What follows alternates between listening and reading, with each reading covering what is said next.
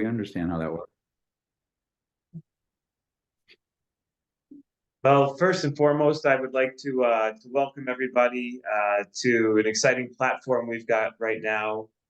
We certainly have a familiar face here, Mr. John Hobbins, who I was fortunate to take the baton from and try to run with it, has certainly set a high bar, and he's going to prove that today with our guest Michael Jacobs. And John is not only in person with him, but he's got some others that were able to make the trip out there today. So super excited about what's to come. Just a little precursor before I turn the stage on over to John. I hope to see a bunch of you next week. Obviously, the PGA show is right around the corner, so there's going to be quite a bit of travel in the next week and change. So safe travels to all of you that are going down there. So we're going to take a break from the education next week just to allow for all of us that are at the show to hopefully conjure and take a couple things from it and then bring it back home, and we can share it here again on this platform. On the 30th, it looks like we're likely to have some more programming, so keep your eyes peeled for the upcoming newsletter. Again, Kevin Sprecher is going to be joining us at the beginning of February, and we soon will have all of that programming and itinerary ahead for you. So without further ado, Mr. John Hobbins, I'm going to turn the stage on over to you. Thank you again for all of your efforts in helping with the programming, and we're all excited to see what's to come. So appreciate you. Take it on over, my man. All right, so I'm out here trying to get everybody on the screen here, and I'm with Michael Jacobs, and we're at the Rock Hill Golf and Country Club, which is in Manorville. And if you've never been out that way, just kind of go to the Hamptons, and before you get there, make a right. All right, it's a little slice of earth. It's a public facility, and Michael has created what I think is some of the best golf information in the world. All right, and has published a number of books. And so we're going to kind of do a deep dive into what Michael does and how he operates everything out here. And so I thought the first we want to do is thank you. For those of you who pay attention to Golf Digest, and you're getting a blurred screen there. I'm sorry about that. You want to get a regular screen going here? Yeah, I'm not sure why this is blurring. We'll see what happens here in a minute. All right. As long as they can see you, I'm happy about that. It might be our connection too. But so we have a background set. Where here? I don't know if I can. Where do I go? Blurred background. So if you go to video, just go to. We have blurred by background. See that? Just undo that. See if that works better.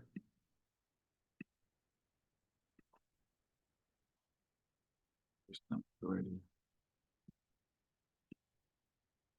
There you go. Better? That's perfect, guys. Thanks. Michael's better looking than I thought he was. Good. So anyhow, for those of you that saw the recent Golf Digest list, Michael was #1 in New York, which is probably one of the top teaching states in the country. A lot of great instructors here, a lot of great golf professionals, and Michael won there, and I believe Golf Digest top 50. You were #8.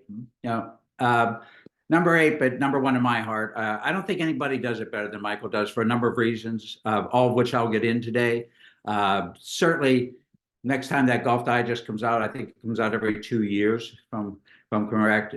You'll see Michael right there leading the nation. All right, and for all the right reasons, right? It's like one of my favorite sayings when it comes to anything in life is you're welcome to your own opinion, but you're not welcome to your own facts. And what Michael has done is he has taken science and created a Jacobs 3D program, a software program, and measuring multiple parameters of the swing. Michael's published multiple books with Matt Rudy. And so regardless of what you may think about the golf swing, Michael's taken the science to prove it. And so we're going to share some of that today. We're here for a few hours to do this. Unfortunately, a few hours is not nearly enough time to to cover everything that we want to cover. So, hopefully we'll twist Michael's arm once again and do a continuation of this, because I think we're very fortunate to have a great teaching section, and then to have somebody of Michael's ability and his science and his background and things that Michael does that no other golf professional in the world has done. And I know that for a fact. Again, knowledge, science, and not opinion. Okay, so Michael, let's get into your background here. You grew up out here on Long Island, right? You played a lot as a junior. You were very competent, very good player as a junior. So what sent you down this road of trying to discover how the golf swing really works and being able to prove it? Okay, thanks for the kind words, John. I should hire you as my publicist. You've earned everything. Thanks. It's just, So, and I'm available. thanks for coming to Rock Hill. We have 5 people in the room. We're in the actual boardroom at Rock Hill because my studio is frozen over down by the 10th green. But like John said, I grew up on Long Island. I grew up in the Met section, and as a junior, I took golf lessons from probably some of the people who are listening to this telecast here. I was a decent player. I always wanted to play for a living. I think that's what gets us all going. But the more I took lessons and the more instruction I took, I actually got worse, to the point where when I went to Methodist University, when we first arrived, we have to take the playing ability test. That wasn't good, was it? Wow. So I shot the lowest round of anyone the first day. So I had 15 shots to play with on day 2, and I used all of them, to the point where I had to make a 6-footer for an 85 the next day. Yes, the PAT. I made the putt, right? And then after that, I said, how could you go from shooting 70 to 85 and feel like you're doing the same thing? I said, there's something amiss here.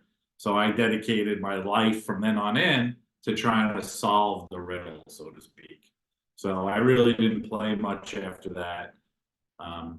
Played a couple of golf events in college and stuff, and a couple events after, but mostly spent all my time trying to figure out human biomechanics and human movement. So it started as a freshman in college, started by going to the library at Methodist University and taking out every book I could find.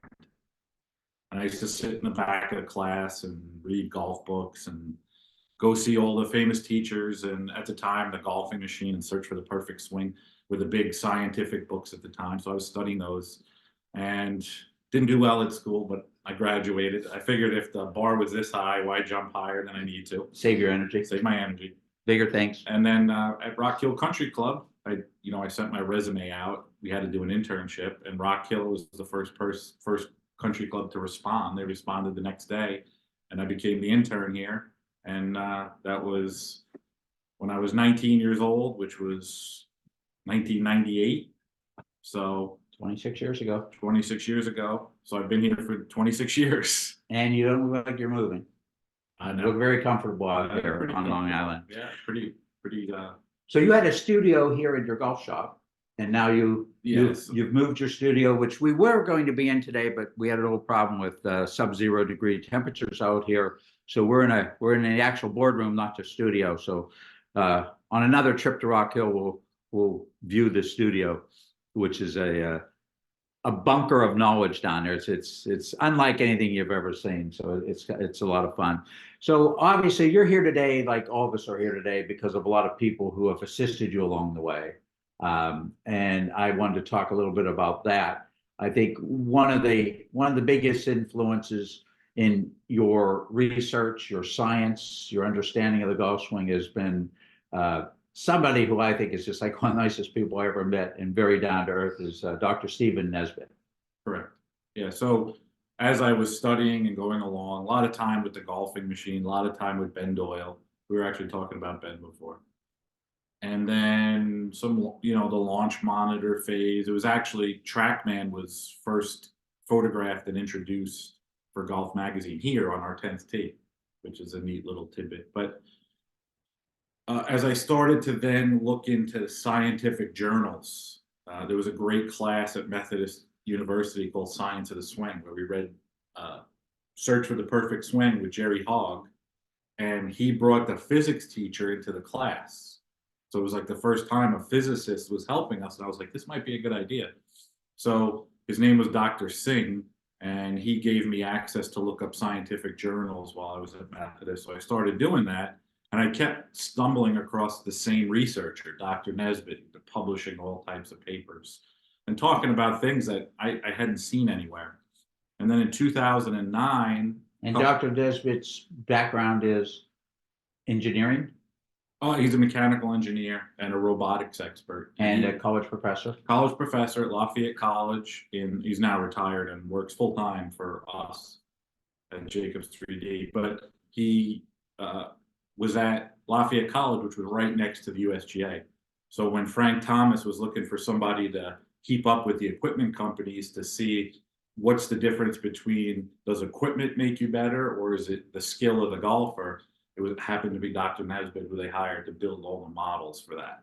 So he spent a good 10 years building all the USGA swing models. And then he stopped. He published it all, and then there was nothing. And then a couple of friends and I said, why don't we go there? And actually, I didn't even know where he was. So some friends of mine booked the trip. We went, I met Dr. Nesbitt, and then I recontacted him, and that was in 2011 or 2010. So for the last 14 years, we've worked together. And then in 2013, I showed him the 3D motion capture system that was available for golf pros, that gear system. Right. And I said, and I showed it to him. I was like, is this something I should buy? You know, it was pretty expensive at the time. And he says, you know what, if you buy that, we could probably do some good things. And if you say that to me, you know, the credit card's coming out. Down the rabbit hole. So I bought gears. I was the first golf pro to buy gears, and I didn't have a place to put it. You know, all my teaching was outside. So Rock Hill, the owner at the time, Ernie, who's no longer with us, said, if you want to build a wall and split the pro shop in two, go ahead, as long as you pay for it, right? So I built the wall in the pro shop, and I made this hitting studio with, you know, 12-foot high ceiling, and did my best to fit the motion cap. That's all I had at the time. Right. And we did that. And then as time went on, it was apparent when major champions started coming that I needed a little more space. So I was going to build a studio at a gym, and then Rock Hill and I got together and we put it by the 10th green. Right. And now your studio in the golf shop is now your putting studio. Which only people practice in, it seems. Nobody goes in there. But what's interesting is over the past 8 years, by having the motion capture system, I think a lot of people in the section have come and you know, got captured. We use that data to now continue on what our studies. So Dr. Nesbitt works full time for Jacobs 3D. He's our chief technology officer, to give him an official name. That's And nice. he spends all his time now as a retired professor just working through all our models and verifying all the things that we do when we research swings. So having him full time is a big asset to what we do. So we publish papers. You know, if I see something in a swing and I find it interesting, he'll go down the rabbit hole of doing all the research. Like, for example, Paul Dickinson's here, and we captured his swing a lot. And we captured Chen, Pei Cheng Chen, Patrick Harrington, Tim Wilkinson, a lot of Bernie Najar's students. And then if there's something I want to find out in the commonalities of that, Dr. Nesbitt will go into those swings and use all different types of metrics and try to find commonalities with those golfers. So we're continually looking at what's important. But I think for the purpose of our discussion today, and based on my conversations with John, for our discussions, it would be neat to maybe have everybody understand how these things are designed, and then maybe 5 or 10 of the most interesting findings of what we found would be probably a good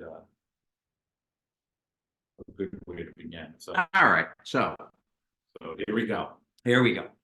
So basically, when we talk about 3D, I always think of when I mail a box, the UPS, right? I need width, height, and depth. You do.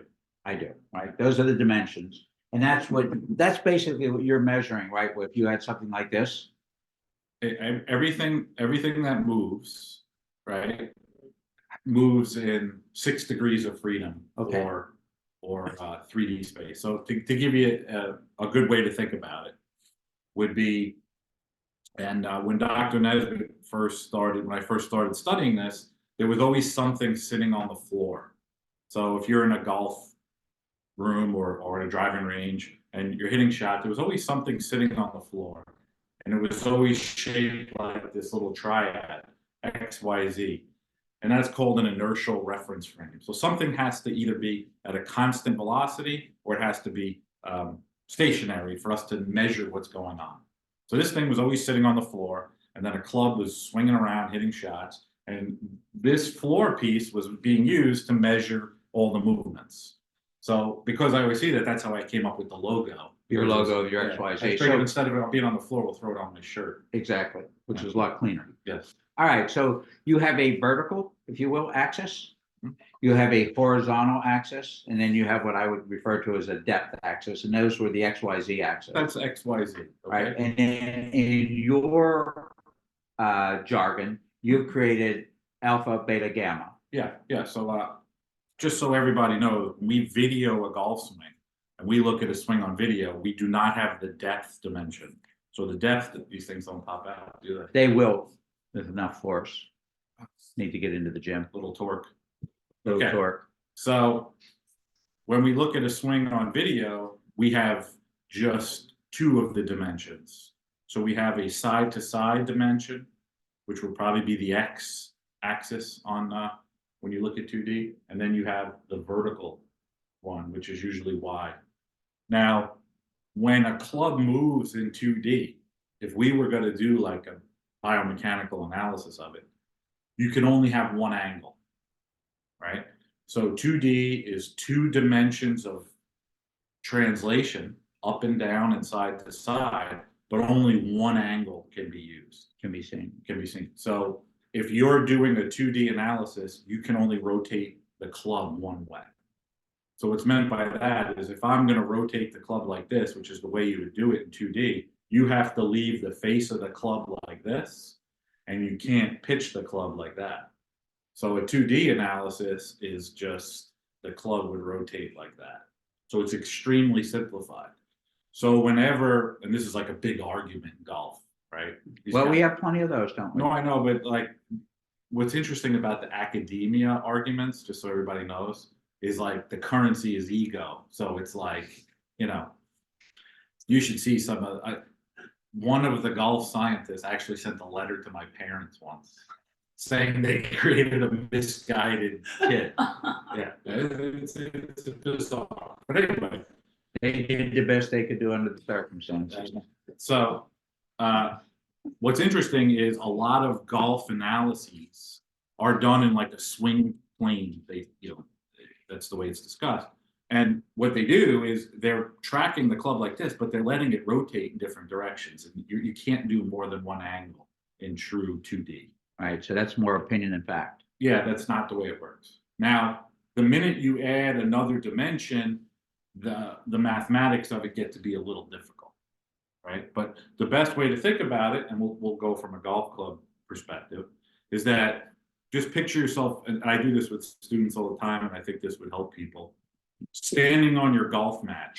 Just envision this little thing sitting on your mat, and they would be moving the club in this dimension, which would be forward and backward, right? They would also be moving it side to side, and they would also be moving it up and down. So they would be moving on 3 different axes. Yeah, that would be 3 different directions, right? A positive and negative, you can say, and up and down, however you wanted to describe it. So, for example, you're teaching somebody, and we'll look from the down the line view, and they go like this on the backswing, right? So this is the club, and they pull it way inside them on the backswing. So in this direction, they've gone and they've moved the club in a big way in this direction. So they probably have heard, oh, I'm supposed to swing more from the inside. So they like on the backswing, they cheat the club more on the inside. But because they're so far back this way, there's no more room to bring it back in this direction. So that's why a lot of them will cover that. Yeah. Over the So top. over the top. So a lot of what most people listening to this do, and that's all really matters in this discussion, is giving you 4 or 5 different things, is this dimension on, relative to your floor or your mat, this forward backward is a big dimension, because that'll really affect the path that the club goes on. But what's interesting about that dimension is we think of it now, if we looked at it relative to the floor, it's going forward backward this way, but relative to the club, because I'm holding it at the grip, it makes the club pitch up and down. So let's talk a little bit about how we do this with an actual object. So remember the floor conversation we just had, and now we have an actual object with a balance point. So we're trying to find the actual balance point of the club, which would be its center of mass, it's called, and it's not on the club. So because a lot of the mass of the club is in the head, the actual balance point of the club would be somewhere right around here, off the club. So you basically have equal weight both sides of the center of mass. The definition of a center of mass of an object is you can consider all the weight concentrated at that point, and it would be the balance point of an object. Human body has it. Now we could change where the human body one is, but from the club's perspective, we cannot change where the mass center is. It is where Physically, it is where it is. We can affect its resistance to us rotationally when we swing it, but for all intents and purposes, we can't change the mass of the club once we start swinging it and its location, which is right there. So if there was a way that I could hold the club like this at the mass center and push it along the mat front to back, this club would move straight forward and back, right? So it would move past the ball and then, towards me more.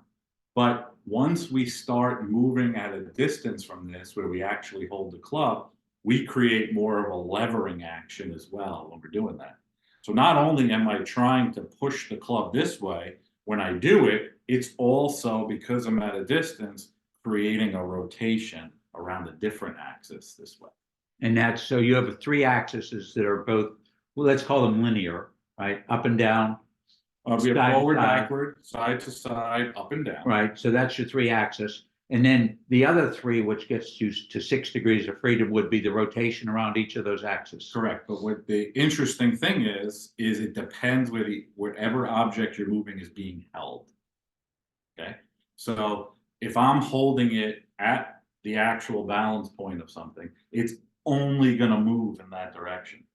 But the minute I hold it at a distance from it, it's still going to move in that direction, but a lot of the movement could end up being bled into rotation because I'm creating a lever at a distance. So would it make sense then that something like a wedge versus a driver, you would see very different data? Because the handle is further away from the center of mass. But there's also resistance things that tie in. So. And this is how you use your 6 degrees of freedom, how you use your three axis, Let me finish. and how you go. Okay. No. But anyway, so we have this dimension, forward, backward. And then when we're holding at a grip, we're also getting rotation of this thing pitching up and down. Now I could also hold it here and move it forward, backward like this. So this would be like away from the target, towards the target. But when I hold it up here and I move it away from the target, it also creates a rotation like this. And towards the target, a rotation like that. So you can see that pulling the club in this direction. You remember the old caddy drag, the lagging club head takeaway? The handle goes first. When you do that, you're pulling the club this way, but because it's at a distance, you're also creating a rotation like this, which would effectively close the face. So now this dimension of pushing the club has a lot to do with how much club head speed you're able to culminate in, because you can see how that's, if I push in these different directions, it's going to affect that, but also going to affect the face of the club. Okay. And then the third dimension would be pulling the club this way, up and down like that. Up like this and down like that. That has very little rotational effects to the club. Okay. So that really doesn't rotate the club much. So those are your three force options, or your three linear degrees of freedom. When you talk about linear degrees of freedom, front, back, side to side, up and down, know that because in golf we hold it away from the mass center, we also get rotation. Now, on top of that, you have 3 different ways you can torque the club. Okay, so when I'm holding the club, I could also torque it side to side, up and down, and then around itself.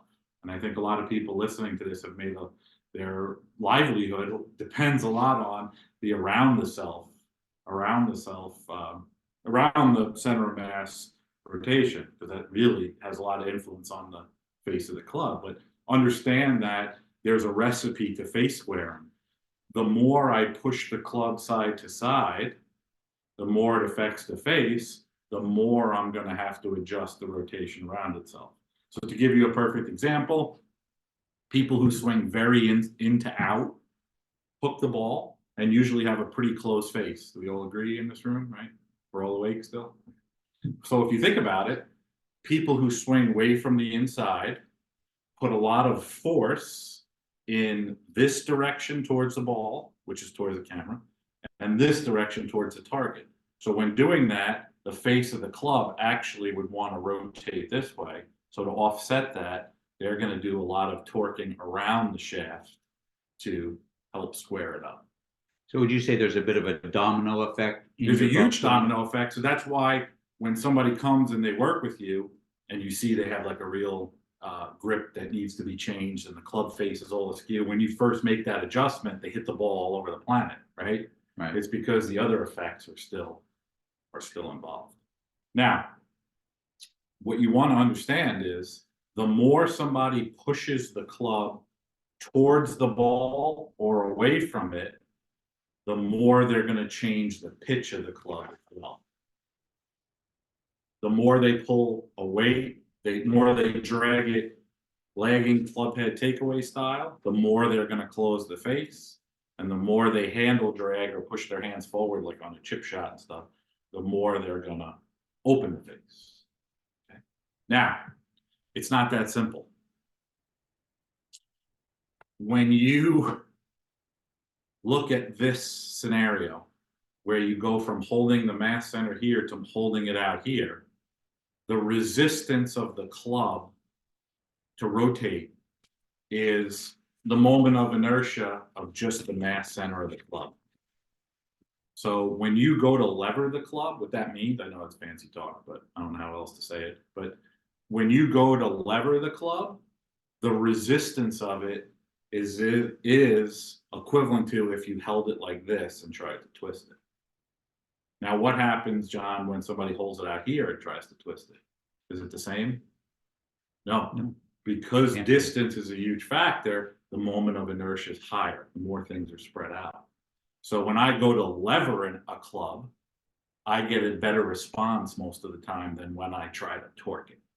So that's why the linear degrees of freedom, how we drive the club, are going to dominate usually over my ability to torque it, especially when the club's moving faster at high force. So if you have somebody down at the bottom of the swing, you could say this with absolute certainty to help your teaching or your own game. If you feel like the club needs to rotate different at the bottom of the swing, you're much more likely to be able to change it by changing how they pull on it force-wise than trying to torque it. So if you have somebody who's going like this into the hit, instead of telling them, oh, we should torque it more, release it more, you'd be better off at pulling back more. Because the moment of inertia, resistance is a different ballgame. And so every time you do something to the golf club, you, in your way of looking at it, you can predict something else that would have to happen to fix that, like compensation to fix compensation. So I know Anthony uses ground force stuff a lot, right? And what's different about the club kinetic part than the ground force kinetic part is that people weigh a lot more than a golf club. A golf club weighs 1 pound, maybe a little less with a driver. So how you push and pull on it, the response that you get from a pound is almost visually instantaneous, right? When you look at ground forces, the acceleration is instantaneous, the force is instantaneous. It goes through the body at the speed of sound, but because the body is so massive, there's a delay in your visual appearance of somebody changing position. So you should be able to look at how the club is being pushed and pulled with very little time lag. But in anybody who works with ground forces and stuff, depending on how heavy the person is, there's a time delay between what you visually see and the force and acceleration. But yes, this is stuff you should be able to visually see. And let's say you have your Jacobs 3D teaching model. Is that fair to say? Sure. Okay, so what are there's obviously some do's and don'ts. Yes. All right. So I always look at golf swings as I sometimes feel that there are just certain things in a golf swing that are non-negotiable. Correct. All right. What are your non-negotiables? Okay, so that's a good point, right? What are some things that we found? So in the takeaway, we'll start with the takeaway part. Okay. In the takeaway part, it's the best players by far put more force on the club towards the ball than the non-good players. What does that mean? Okay, so if I stood here, hopefully that they can still see me. I think they can. Sorry, we're not in the studio, it's a little icy. So when I bring the club back, the better the player, the more force they're putting in this direction when they make their backswing, so that the club and the club head and the center of mass are about as high as their hands at this point. And the lower level player is pulling it back and leaving it more below. So would you say that's more up? Well, what's interesting is it's in this direction, right? So it's in the direction of, on the takeaway, of towards the ball. So it's actually away from you. The force would be away from you. I think up would be more like that. Okay. Okay. So would that be a cocking of the wrist? well, here's where force and torque come into play. We will generally see no rotation of the club as that's happening. So what that means is, because I've pushed the club this way, it's supposed to go like that. But because it didn't, and there's no rotation, then I know my torque in the opposite direction back towards me is equal to how much levering I'm making with the force. Okay, so here's a cool little thing to show people. If I went like this and I mimic the top of my swing, I'm gonna use John for this question. Am I forcing the club right now? Are you forcing the club right now? Am I forcing the club? Here's your big moment. I'd say yes. We are. Okay, you're almost an ambassador. Okay. Am I torquing the club right now? I would say you are not. Okay, you failed. So I am forcing and I'm torquing the club right now. Okay. So gravity is a constant force. So this ball should be falling to the ground with gravity, but it's not. Because I'm applying a force in this direction equal to gravity. Okay. Am I holding it at the mass center? You are not. I am not. I'm at a distance from the mass center. So what should happen? I feel a ton of pressure in my thumb. And that's your torque? That's my torque. So my thumb is torquing, because right now, because I'm holding it over here, it should go like that. So given my answers, can I maintain my status as a geek in training? Yes. Thank you. Okay. Now, most people would say when this ball goes like that, gravity did it, but it did not. Okay. So I'm holding the club up from gravity. It's because my force is at a distance from this mass center that makes the club line up like this. So at the top of the swing, there is a torque at the left thumb. So positioning of the grip and positioning of the left thumb is a big thing for golf teaching. And you're looking to obviously support it up there with the positioning of the hand and the thumb. Yeah, right. So up at the top of the swing, well, let's continue on this track here. So in this direction, I'm pushing the club this way. If I wasn't torquing it with my fingers towards myself, the club would go like that. And then at some point, when I'm right around here, I need to switch how I push in this direction of the club. And this is really one of the main parts of golf teaching is managing this with body parts and stuff. But let's just stay in the discussion of the club. So I'm lifting the club this way, and then at some point, I'm going to reverse and push the club that way. So there is a switch in pushing this way to at some point in the mid backswing pushing that way. So the club will actually switch ends like that. So one day I left Dr. Nesbitt's, we were talking so much about pitch, roll, and yaw of an airplane. I drove by a Hobby Lobby after I went to Wawa for some caffeine. And it's like, you know what? I'm going to go in Hobby Lobby. I'll put an airplane on the club, and then I could see pitch, roll, and yaw like we were talking about. Right. I thought it was a great idea, and I put in a bunch of videos, and then people were sending me some guy did that in the 1990s, and I'm a plagiarist and all this. So it was fantastic. Oh, you're misguided. You're Misguided. muted. Okay. So if we look at this from the airplane perspective, when I go to push the plane in this direction, I'd be pushing the tail up, or I could push the tail down. So during the course of the backswing, the best players are pushing the tail up, and then right around here at this point, they're pushing the tail down to get to the top of the backswing. So one of the most interesting things I found in all this is that the change in the backswing, when you bring the club up and around, the force is actually away from you like that. And that creates your width. That would create width, yeah. But when I'm holding the club up here like this at the top of my backswing, my force is up and away this way. And I think most people are more thinking they need to lift it around more this way.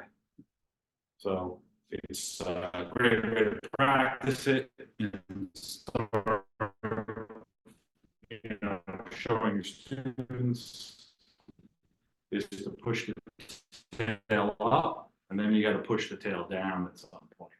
And then when you're coming down, what do you have to do again? People, when they're coming down, are pushing something along those lines. And the more you push the tail up late, the higher the handle you have coming into the swing. Now, while that's happening, pushing the tail down, pushing the tail up, you're also torquing the nose of the plane in the opposite direction. So you might have a situation where there's not much change in the pitch of the airplane, right? But if you think about it, if you do crazy force in the direction of the tail to change the pitch of the plane, you're going to have to do a ton of torque in the other direction. So because there's not much change of pitch in a golf club, the golf science community omitted that as being important. So that's why a single 2D analysis is deemed to be just as good. Because there's not much change in pitch. There's not much change in this way. We would say the golfer could be working like a dog in this direction. We need to know that because it's part of the equation, even though it might not be radically changing pitch.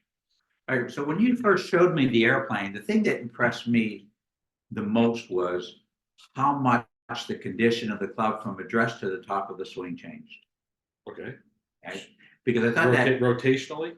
well, up and down, how much a club moves up, how much, and we had a discussion about how much it moves in. So the up ratio versus the in ratio.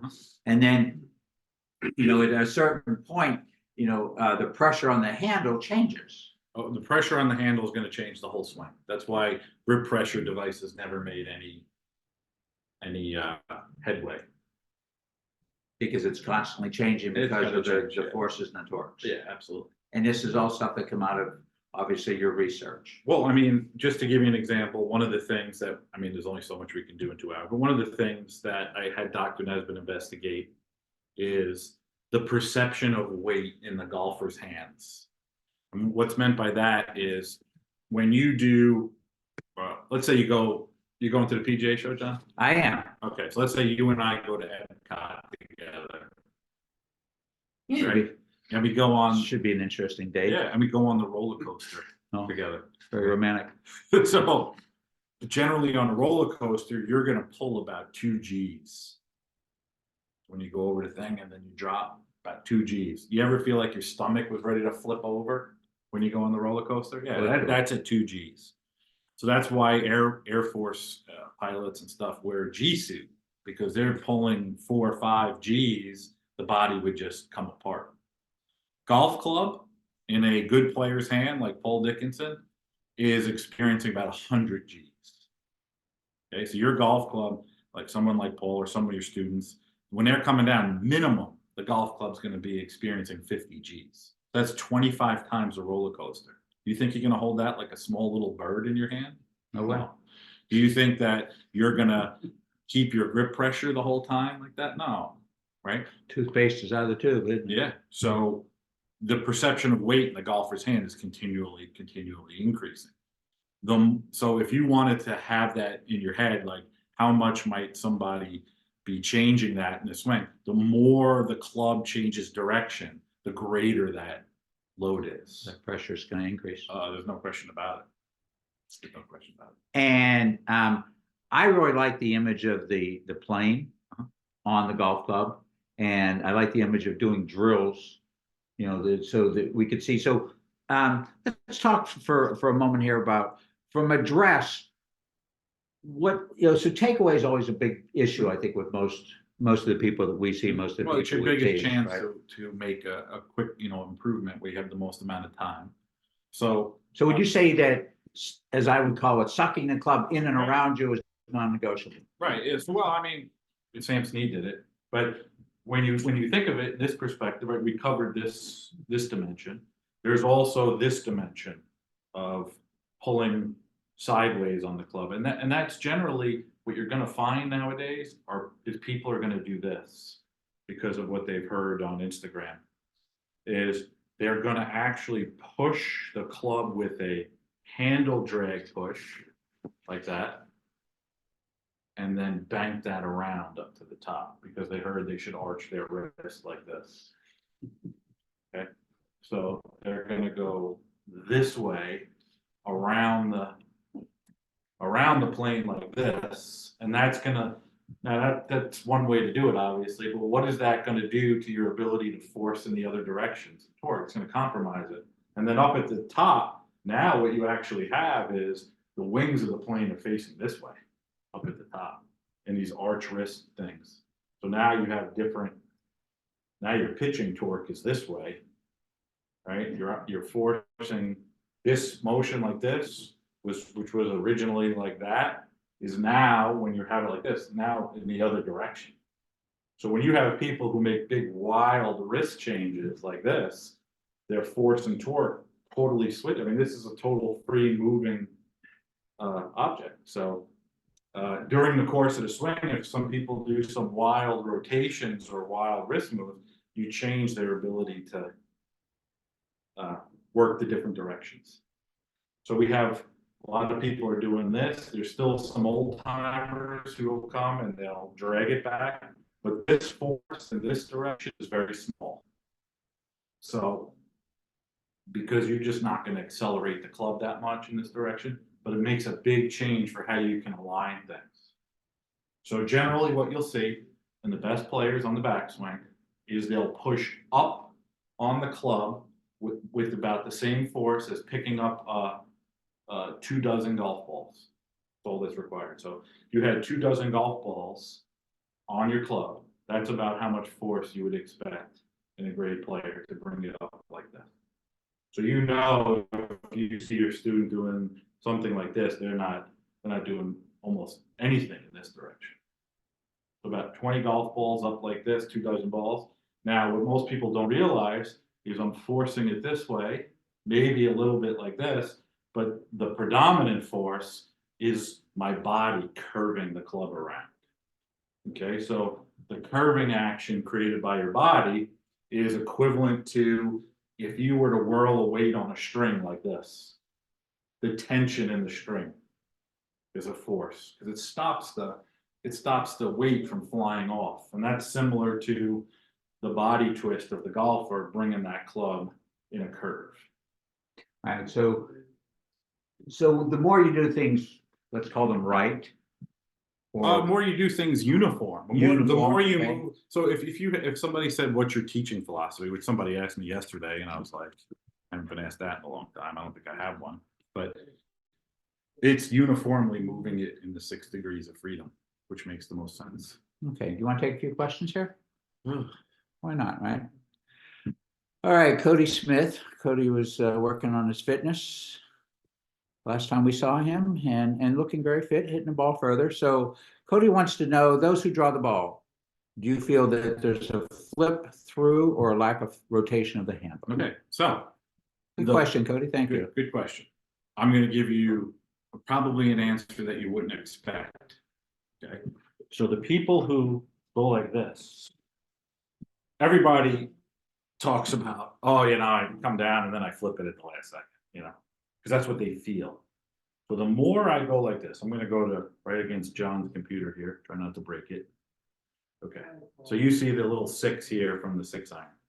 Now, if I make a backswing and then I come into the hit and I put a lot of force in this direction and also the upward direction, like this. Right, so I started like that and then I come into it like this. How am I doing distance-wise from the eye of the camera here? What did I end up doing? I ended up pushing the club and pinning the club in a way where I can't get there. So at the last second, I'm going to do something to try to get there. Fix. Yeah. So generally, the people who feel like they're flipping, they delay the outward movement of the club more. They've felt flipping, so they feel like they should try to lag it. They don't allow this change, and they definitely don't allow this change. And they come flying down, and they got to hit it, but they run it. I mean, it's so far of a distance to make up. So anybody who feels like they're flipping, is making up a lot of rotational differential at the end. So my answer to that would be, if they feel like they're flipping, they're doing a lot of late rotation. So you would have to say, why are they doing a lot of late rotation? You can trace it up to their arms or their shoulders or their elbows and look to see, what things you would have to do to. So to fix the flip, you've got to kind of work your way backwards. In a nutshell, to fix your flip, you probably got to feel like you're doing a flip much earlier. Okay, fair enough. For lack of a better way. All right, now we're, this next one might be difficult here. Okay. This is Matt Rudy, right? For those of you who are familiar with Michael's Science of the Golf Swing, which I've been studying page by page. Great. Matt Rudy. Matt Rudy was very involved in assisting Michael with writing that book, and also does the Golf Digest. I think he cringed. Yes, I teacher. think he cringed more at some of the terms, but go ahead. Well, I think you took Matt Rudy to a different professional level, having worked with you for a number of years. Right? We'll see. We'll see how appreciative he was, right? Why do you think players' instincts about how to make the club move fast are so wrong or opposite? Because they try to do it at the handle. Because the ability of a person to push something that weighs a pound feels really powerful to drive, and everybody, it feels right to try to drive your hands to where the club head should be driven, right? So if you thought about it, Matt, as I'm coming down into the hit, if I wanted to put this against the eye of the camera again, so if I wanted to get this club head to come into the camera like that, I have to drive my hand towards me more. And I got to get my hand to come around to get that club to go like this. If I drove my hands to where the club would be, I would never get there.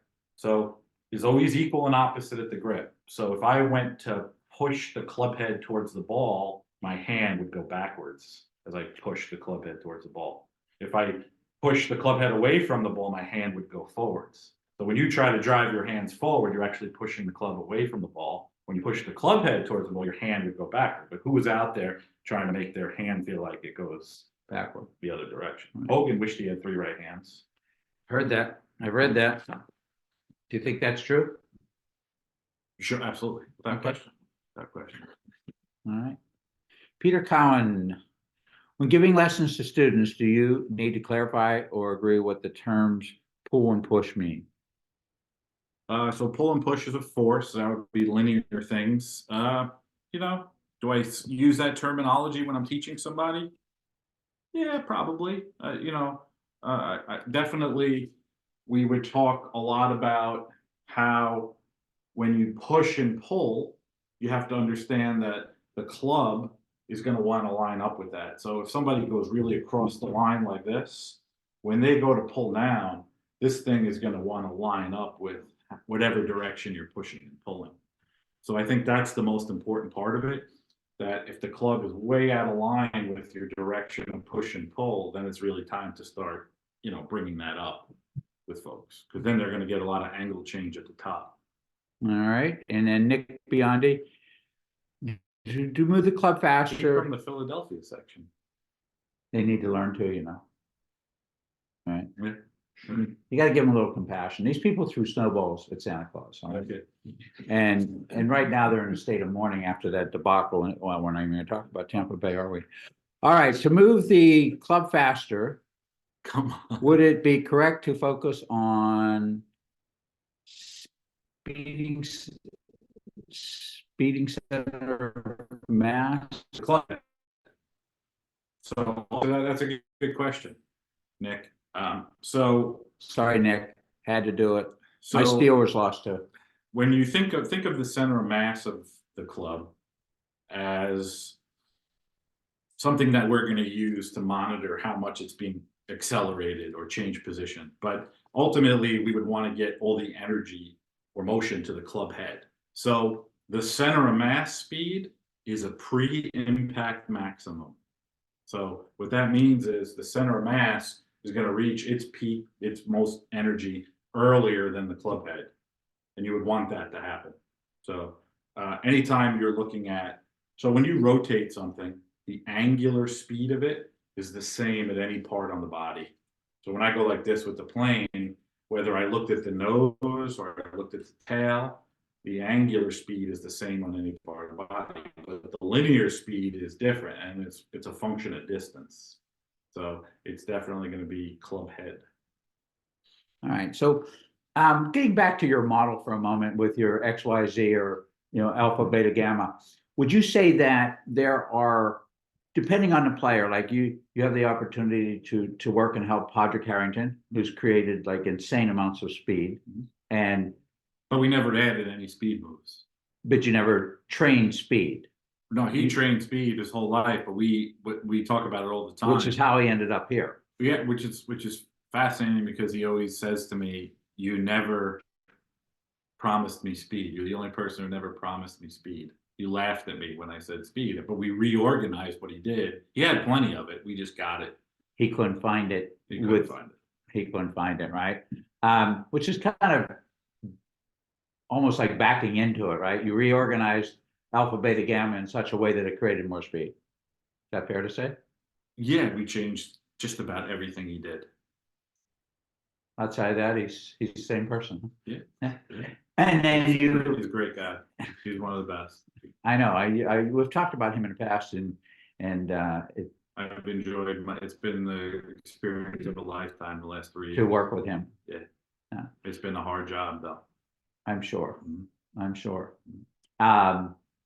What amazes me about him is his ability to go low. When he, Unbelievable putter. right, You watch him putt. He was on my green, and I've never seen anybody roll a ball like that. I mean, it just looked like a barrel was rolling.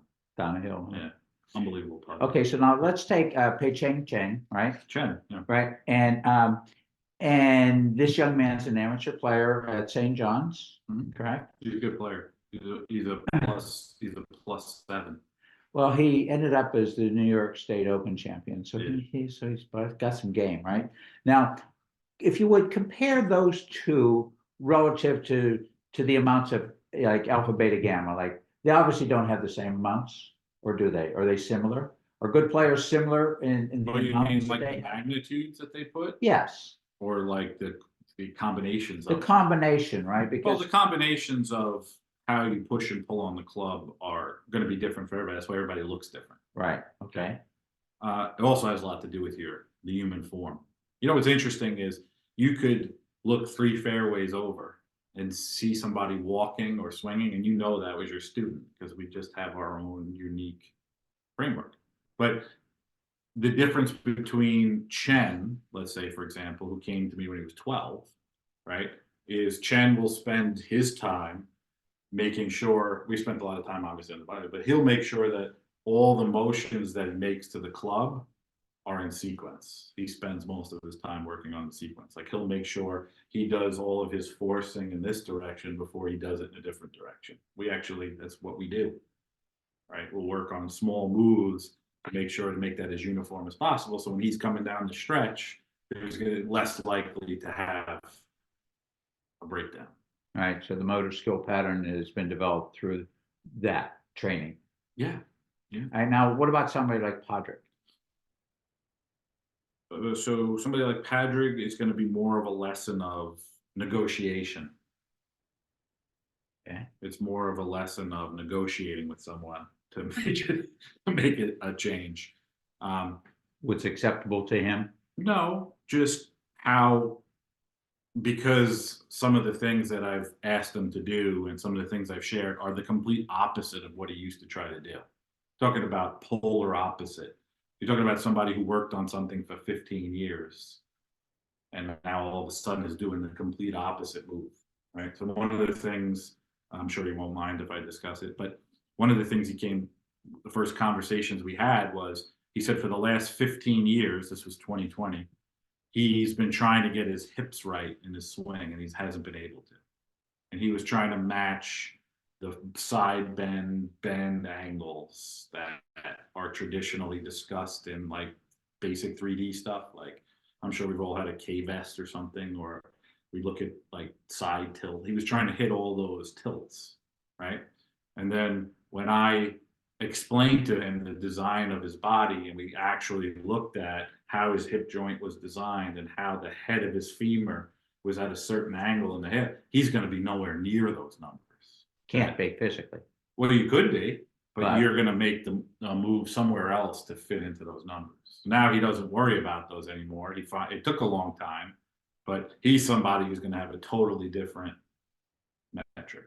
Like it's not uncommon that the Celtic population, like the Irish population, are going to have a totally different hip joint than someone who's like in Bulgaria who's doing squats and winning world championships. That's why your little old Irish grandmother would break her hip a lot, because it would come popping out because it's just not much depth. And we're all different. So genetically, what can your body do? Right. And Well, so what's interesting about DNA and all that is we whatever we do in life and how we move and how we operate, we only turn on portions of our DNA. You could change your whole outlook and do a whole different workout regime or anything like that, and then you'll turn on different parts of your DNA. It's different things. Like right now, I'm in the couch potato version of my DNA. how's that been working out? It's fabulous. Is it? It's so much better going to Starbucks than the gym. Is it? Yeah. You look like you're comfortable with it. Yeah. Is this something that's going to go along? I think for- it's your 40s. I think that's what happens in your Yeah. 40s. So you expect to be there for a while? Love Starbucks. They probably like you I too, and think your you got a couple your more money, questions. right? Before we get to the questions, well, let's get to the questions because I want to spend some time on this next topic.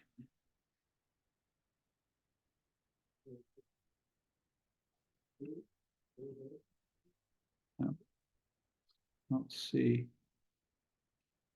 There you go. Let's see who's. I was picking on Nick before. Sorry, Nick. Jamie. Janice, what language Janice. have you found to be best when explaining the grip pressure throughout the swing? That's a good one. I like that. I think you would just, this is one of the articles I did for Golf Digest that I thought was a good one, but I don't think people got what we were saying, that the more somebody hits off center, the more they're going to have tighter grip pressure, hurt their hands, rip their glove, get calluses, blisters and stuff. It's mostly from off center hits. So the club is twisting. Club is twisting when it's experiencing 50, 60, 70 Gs.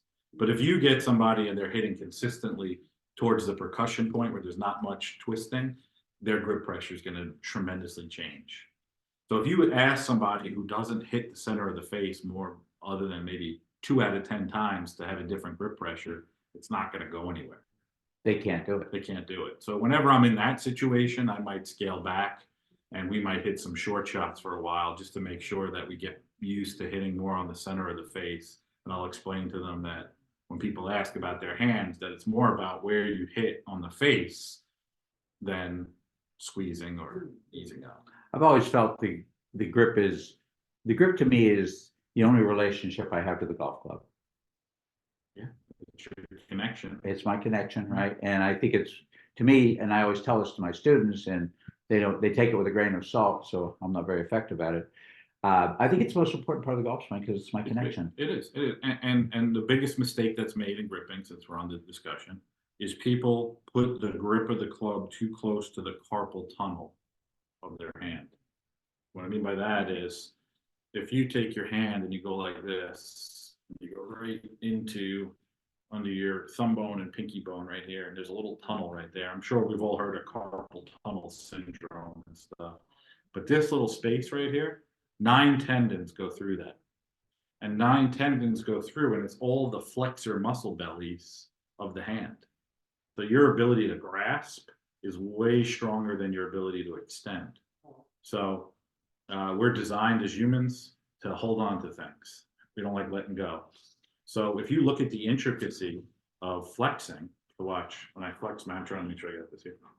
When I go to flex my hands, watch the intricacy I could flex. I can do the tops of my fingers, and then I can go all the way down.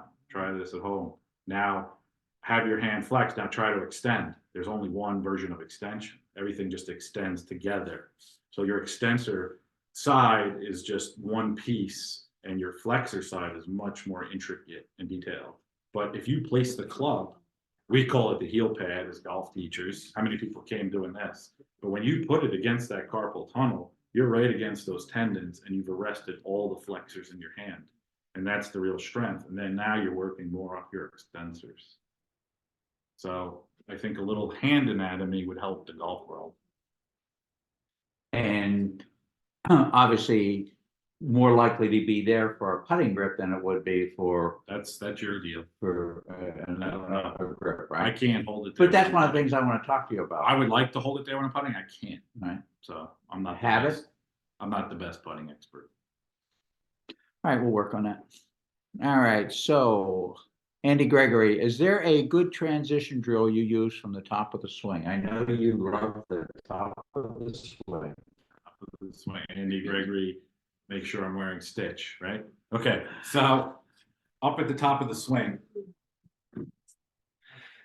what people don't realize is that when I hold the club like this, right, like I was saying before, I'm forcing it actually up and this way. When I come up to the top of the swing, the force direction is towards my finger. So when I start down and I go to pull down, I'm still forcing up this way. So even though you see the plane come down, I'm still forcing up and away. I'm just doing it less as my body lets the plane come down.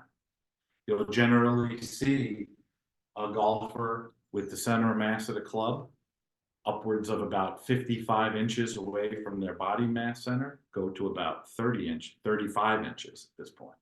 So there'll be a 20-inch reduction in how far the balance point of the club is to them. And they're doing that because it's easier for them to twist. But remember, the club is, you're forcing this way. And when you want to let this club come around, we need to change from forcing this way to now forcing that way. Nose down? Nose down. So we got to go, we're tail up, and then we got to go nose down. And most people are going tail up, keeping it tail up, and then nosing down into the ball. That's Because they're trying to create lag. They're trying to create lag.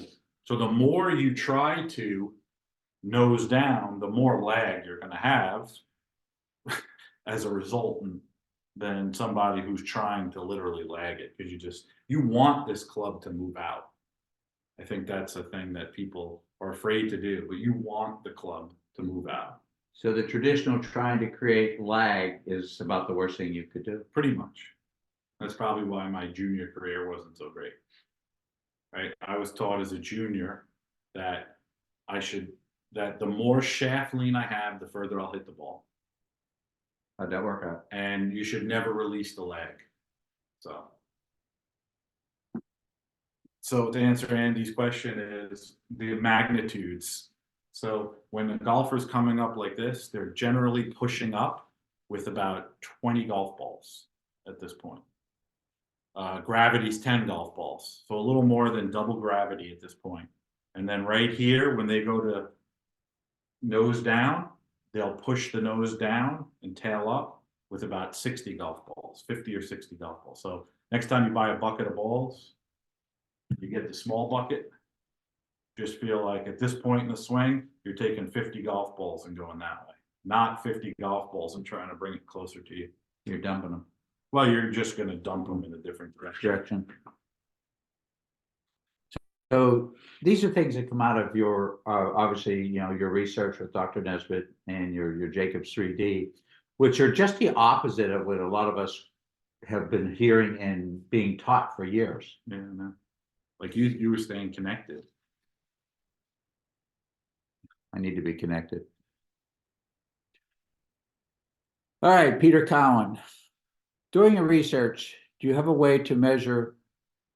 What do you think? Peter's Irish. What do you think about his hip complex? So no. No, okay. All right, deep. All right. During your research, do you have a way to measure the amount of energy or force each arm and Yes. hand have at different parts of the swing, the backswing Yes. versus the downswing? Yes, we do.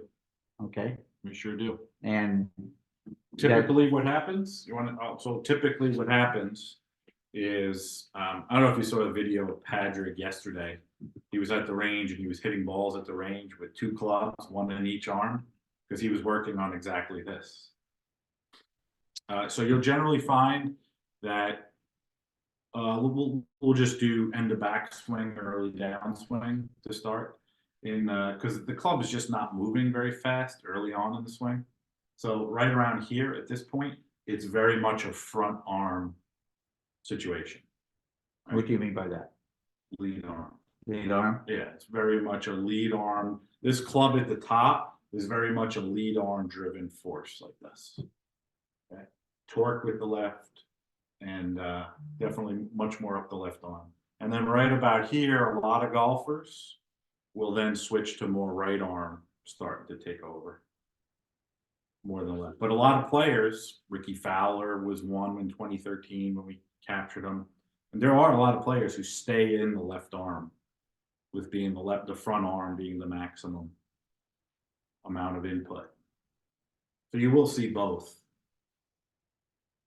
Do you like one more than the other, or is it? So the people who keep it up, keep the majority of the force up the front arm, they have to change the push on the tail. This is a little complicated, but they'll change the push on the tail the 3rd time. So what I mean by that is on the back swing, they'll bring the tail up, right? And then they'll switch it this way. And then they'll come down and they'll switch it this way. And then when they're coming into the hit, they'll switch it again down this way. So they're coming into the hit and they've already pushed up like this, and then they'll go that way. And that's generally going to be more of your slender spine type person, somebody with the real ability to do a lot of rotation. Somebody with not as much rotation, more of a thicker spine like mine, they're going to be generally more of left arm than right arm. Is that more complicated for the individual, do you feel? Or is that more? Well, isn't that like what was genetic? talked about years and years ago, hitters and swingers? Right. Right. Is it more complicated? Yes, it's a more difficult motion because you're adding a 3rd motion to the tail. I don't think so. No, it's just their DNA for their swing. You could call it that. You can just call it, more of a different style. So when we're looking at golf swings, they are so contrary to what we may think. They are really different, aren't they? I would expect this 2 different sides of somebody's body to be very different.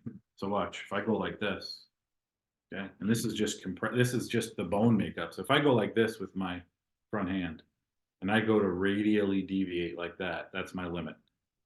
And then when I do it with my right hand, that's my limit. But look how much more I can so-called cock my right wrist and my left wrist. That's not from tension. That's not from muscular tension. That's just where the radial inclination of my radius bone goes. That had nothing to do with your misguided youth. Well, in my misguided youth, everybody always told me my right hand took over at the top of the swing Wonder why. because it had a bigger range of motion. So I tried to fight against that my whole life. So we do initially when we work with someone, like we look at all the alpha beta gammas, but we look at the capability of what their body is going to be. So And we would not expect two different sides of the body to be the same. I guarantee you your right hip joint is different than your left hip joint.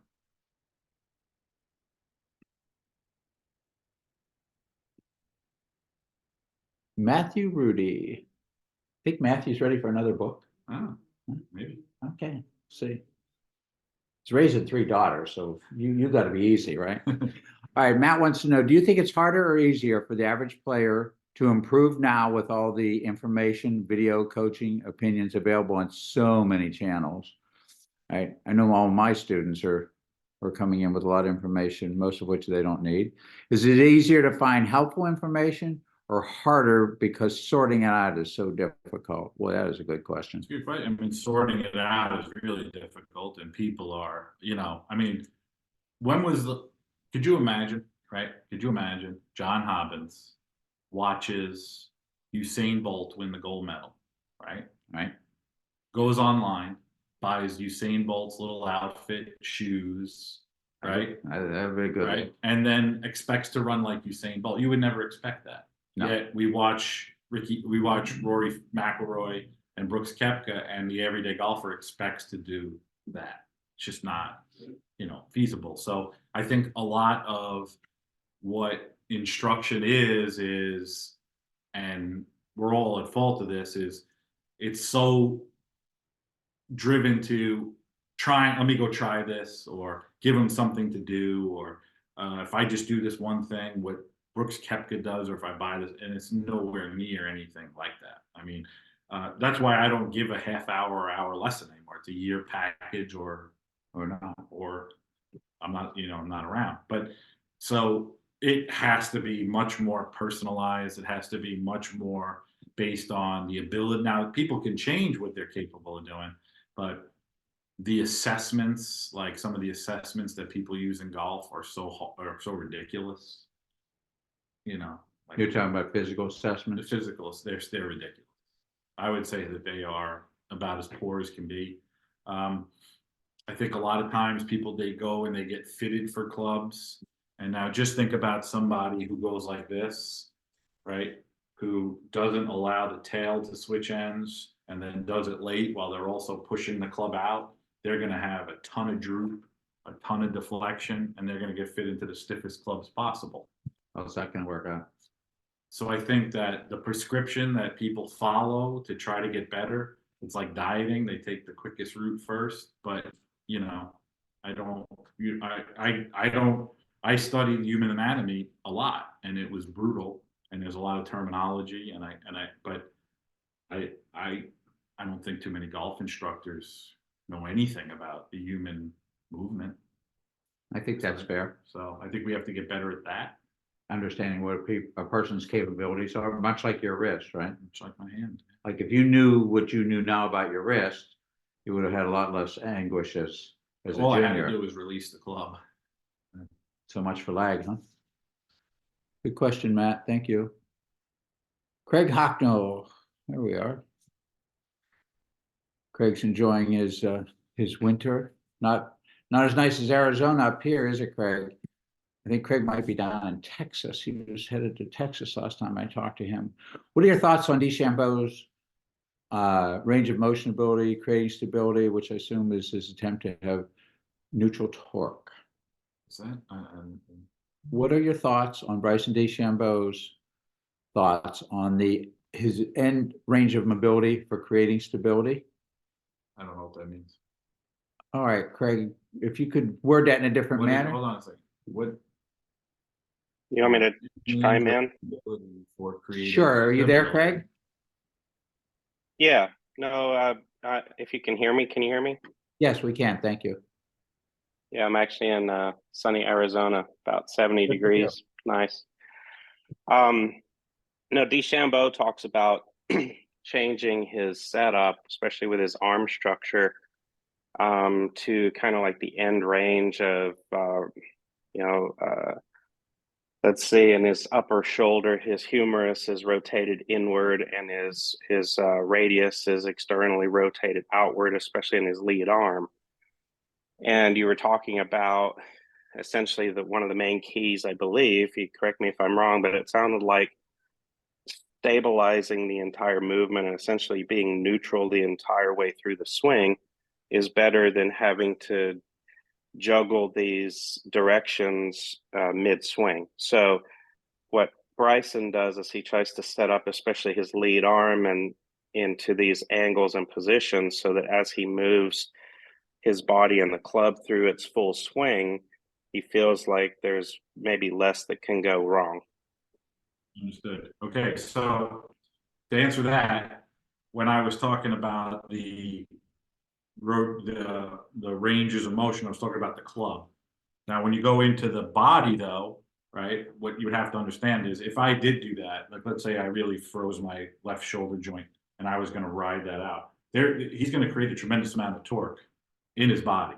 We could tell you the exact amount that he creates, but he's going to have to do the torque somewhere else then. So if I take one part of my body, let's say, and I put it at end range motion and I left it at end range motion, to create the same amount of torque, I'm going to have to recruit it somewhere else to do it. So if I did freeze my arm like this on my backswing and I was away, I could freeze it on the way down. I'm going to have to pull at different parts of my body and create torque somewhere else.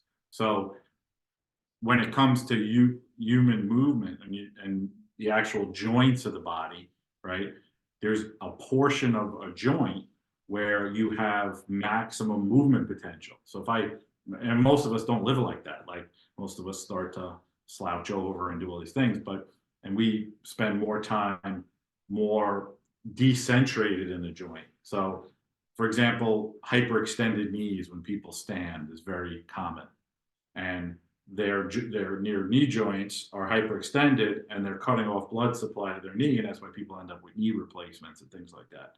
So when you look at a joint, or you're assessing a golf student, or you're looking at it, look for what their movement potential is of each individual joint. Like for example, if you've worked with me, like some of the people in the room, I go in and I move around each joint and try to find where it's where the joint is centered, where the joint might be a little bit compromised. Most people are predisposed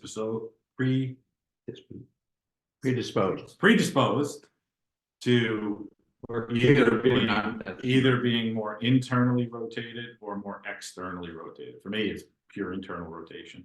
So I'll look at those things, but I would just say that in the Bryson DeChambeau position, when you freeze something like that, you're going to have the torque somewhere else. And then when this is frozen, you can transfer through it. Whether that's good or bad for an everyday golfer, I don't know. It's up for debate. And whether or not that's something that could injure him going forward. Yeah. If he's creating the same amount of torque and speed and limiting the motion of a certain joint, it's going to be made up elsewhere. Okay, Chase, is this where you see some good players like Homa or JT throw a bit early in their downswing? Throw a bit early. Like this motion, where you actually see rotation? In reference to the club flipping pressure? Yes, yeah. What Well, John had mentioned, you yes. watch early push, right, on the club. A lot of it's going to be dictated by how far the club travels back. So if I take the club back like this, right, and I have a much longer backswing, now my direction of force is way up in the air and way back more. So when I start down and I pull, it's going to look like I'm not doing any early things, right? And I think if you look at someone more like Max Homa with a much shorter length backswing, right, or somebody who doesn't take it rotated around as much, you're going to have a totally different initial pull direction. So you're going to see a different action for sure, and a different torque. So a lot of it has to do with how much the club is twisting around and what angle you hit up at the top is going to be in that initial view of what you see early on. And so because he is shorter looking, It's how much the club rotates. So if I took a club like this and I rotated it 90 degrees, it would be like that. It'd be parallel to the ground. I'm not changing the face. We're just looking at one dimension here of rotation. And then I went like this. That's 180 straight up and down. And then parallel would be 270. Okay. And then I would rotate the club a little bit this way and like that. I'd be at the top of my swing. Right. But if we just left it in this range, anybody less than 270, so more like this, not parallel, so to speak, is going to pull down and appear like they have a little more throw than somebody who's beyond 270. It's going to look like more of a delay in the pull. Now, you could be someone like JB Holmes, right, and add more rotation as you go back. That would require, allowing when you are forcing the club this way, you would want to limit this torque at the thumb and allow the club to come closer. But one of the big things that we haven't discussed is how much the club rotates back. It's a big deal.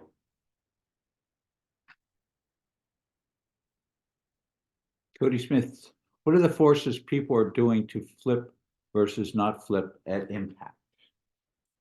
I would say it was similar to the answer before. As far as maybe you missed that part. the rotations?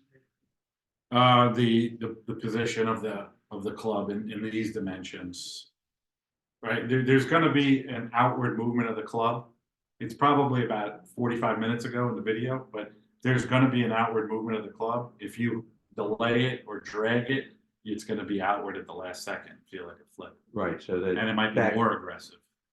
more like the handle dragging motion. Handle dragging motion or lack of letting the tail of the plane switch ends at the right time.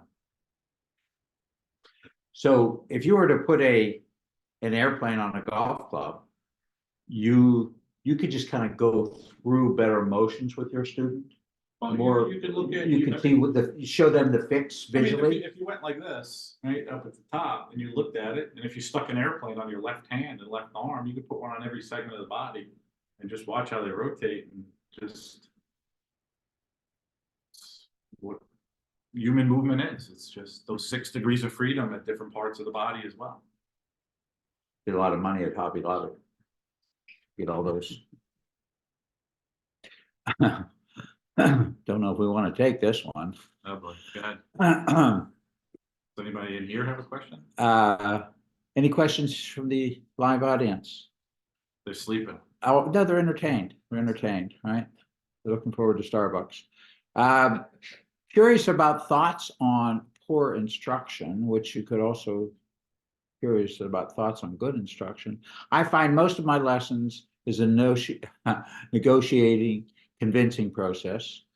We are in And the med section. We are in the med section, right? You probably are at a private club. What strategies have you used to persuade students without being too technical? Great question. Luckily, I have to do less persuading now than I used to, right? But you go back 10 years ago, nobody knew who you were, and you're talking a language that nobody else talked before. And I'm asking people to, let's say, line the club up like this at contact, right? And explaining to them angle of attack and stuff in 2009, long before any of it became mainstream and stuff. It was interesting, Everybody thought they should drag the handle and all that. I just think that the way I look at it for instruction is all you can do for yourself is just be more and more prepared every day. And just, if you thought about it, like if you want to learn a little bit more about anatomy, let's say, it's a vicious subject. Is a name for everything, right? Yes. Vicious subject. But what if you just learned one thing a day? And just one thing early in the morning. This is what I did. I'm just telling you that.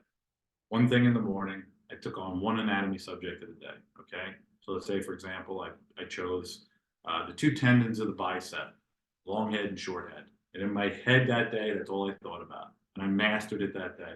I did that for 365 days, I'm 365 times advanced. More prepared. Yeah, so I just think you just keep preparing yourself, the more you're able to, you know, like ways like showing an airplane, the more that you make yourself, you make it, you try to make it as obvious as you can to the student as best you can. Right, and one of the things that I have conversations with them about, and one of my favorite questions is, how's that working out for you? Yeah.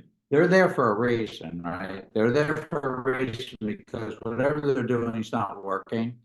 Right, so they continue to do things that don't work for them, and as a result, they dig a hole, right? And so I think you put it back on them, and that's like, what is it you want to achieve? Like one of my favorite questions when someone comes for a lesson is, you know, what are we doing today? Why are we here? What's our goal?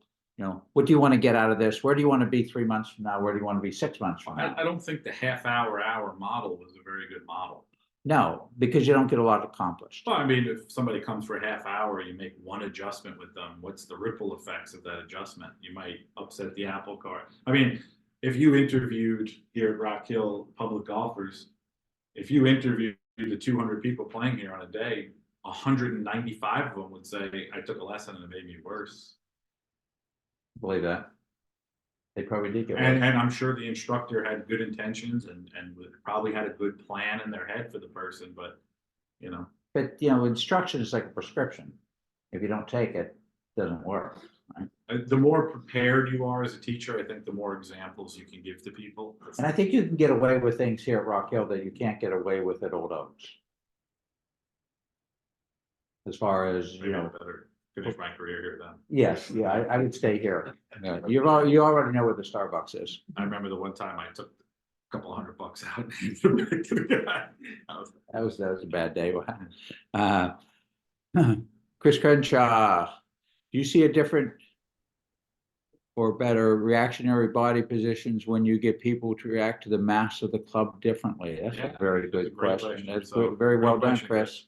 So, Chris, it's interesting. You will find that a lot of times you'll tell somebody a different intent with the club, and then they'll change their body move automatically. A lot of times it happens. Sometimes it doesn't happen. A lot of times you'll tell somebody to move their body a certain way, and it'll affect the club. I think that I found this is all anecdotal stuff, that it's just the ability to say the same thing about 100 different ways is the only way to make sure you. It has to resonate with the student. It does, and the sad part is, there's one in this room, that I could tell somebody something, and then a year and a half later, they have an epiphany, and I'll say to them, I told you that a year and a half ago. Things take time. You can't rush quality. Yeah. We all know that. I'm assuming that's a male individual in this room? Yeah. Okay. All right, that kind of limits the idea of who it might be. All right, Chase again, is this where We you see did that some one good already. players? Okay, we did that. Working. That's a good question.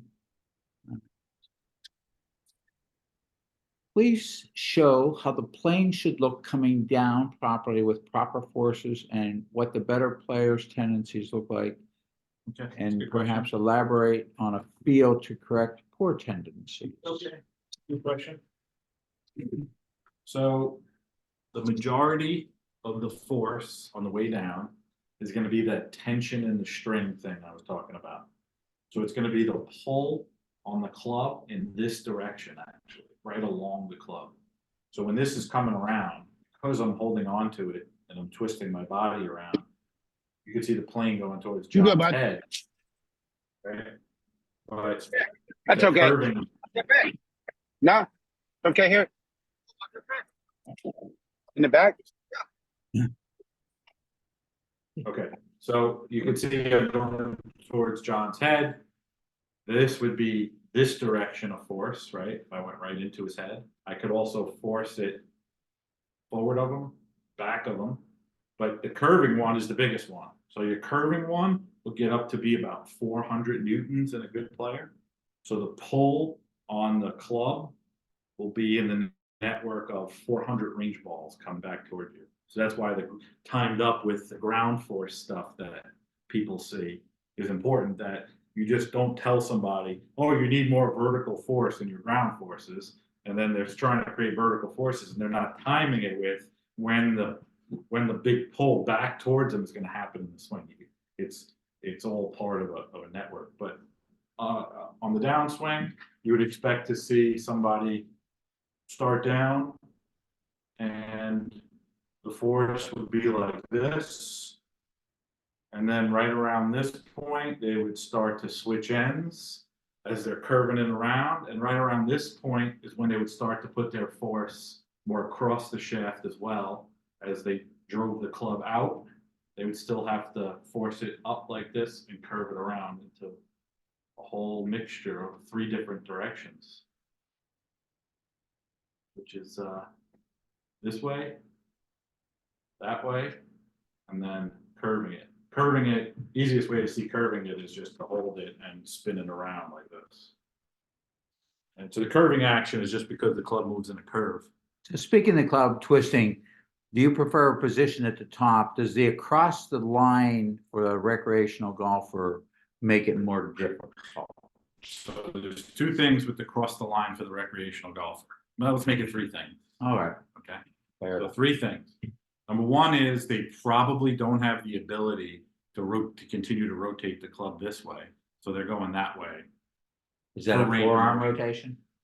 Is that Let's just leave it in the club for a second. Okay. We'll get to the body in a second. So because that, whatever the case may be, maybe on their takeaway or their body, that they can't continue in this direction, they're going to go to another direction.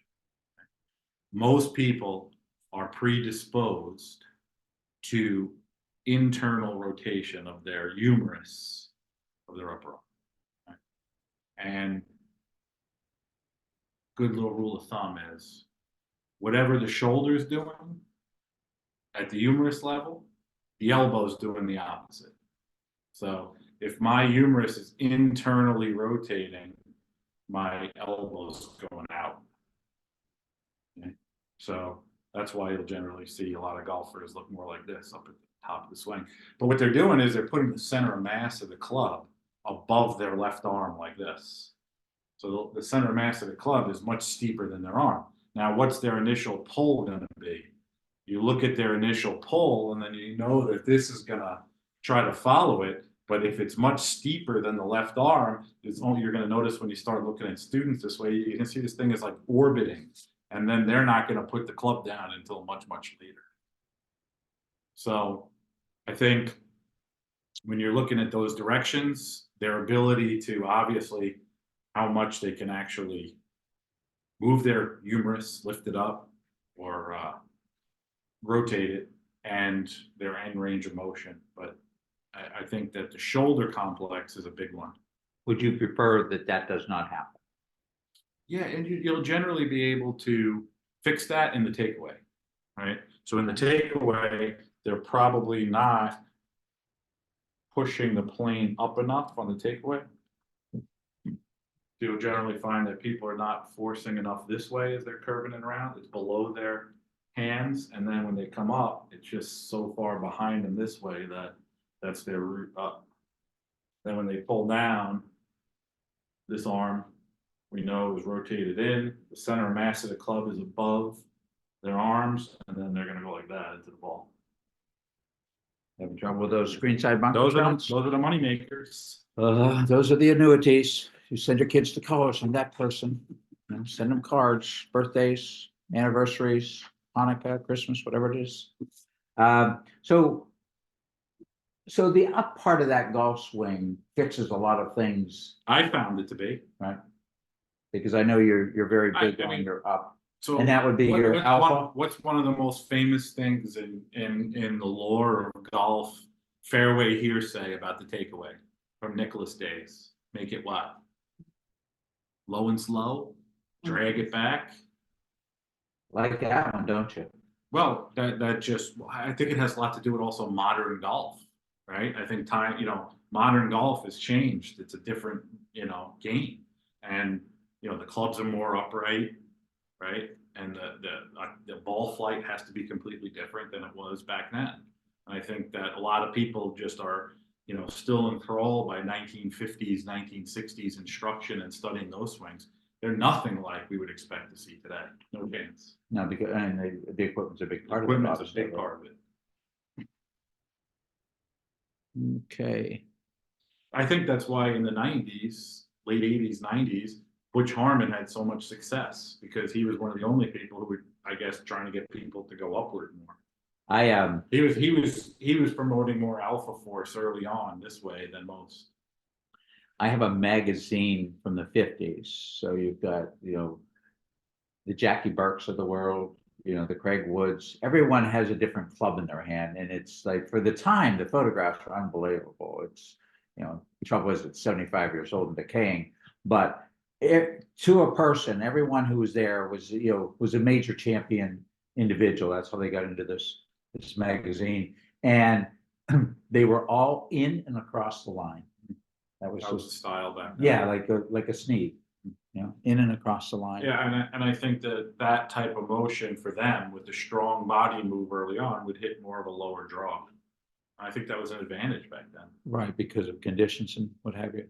For Craig, sitting in Arizona while we're sitting here in frigid Long Island. Jealous, Craig, put your sunblock on today, buddy. How much does the club itself affect the equal and opposite force? For example, a wedge versus a 5-iron versus a driver. How much does the center of mass, COM, change per club, and therefore how much different do we have to swing? Good question. So this will go directly into the conversation of the moment of inertia of the system. Okay, so Probably where Craig was headed. So what you want to understand is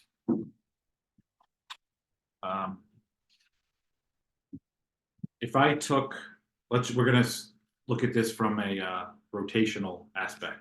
If I took this club and I held it at the ball, the mass center ball here, and I rotated it like this, take a look at the response. Right? I'm applying this much torque at my wrist, turning it, and I'm getting this response. Now, when I go here, I'm going to do the same torque. What kind of response do I get? A lot slower. A lot less. So the further the distance away, the higher the moment of inertia. Okay. The same amount of torque is going to get less rotation the further away you get. That's why to people, when they're first starting out, they like to choke up. People love the feel of choking up, choking down, whatever you call it, because the moment of inertia is less. So when people are chipping and they hold the club down like this, they like the way that feels because it's less resistance, but you have more influence torque-wise. Might not be the best situation. So when this distance is less because of just the phenomenon of a human swinging a stick, you can change angles a lot more. There could be a bigger differential between the path of the club and the path of your hands and your body.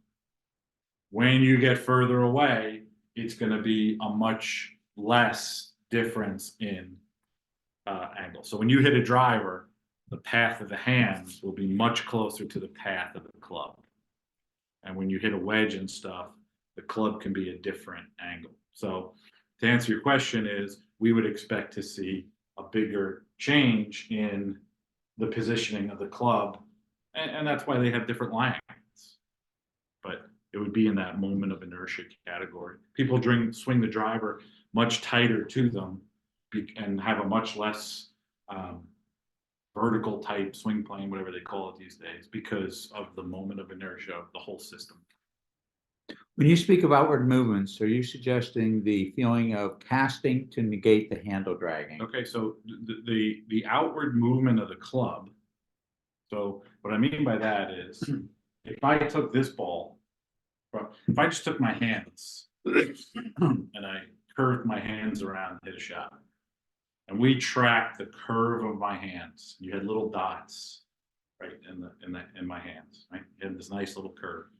And then we looked at this little ball on the club. Right now, as I'm taking it back, it would be on the outside of the curve I made with my hands. Right, and then at some point when I switched ends like this, now this ball would be inside the curve of my hands when I'm coming down. That gives me the ability to twist faster. But at some point, we want that ball to go on this side of the curve of the hands.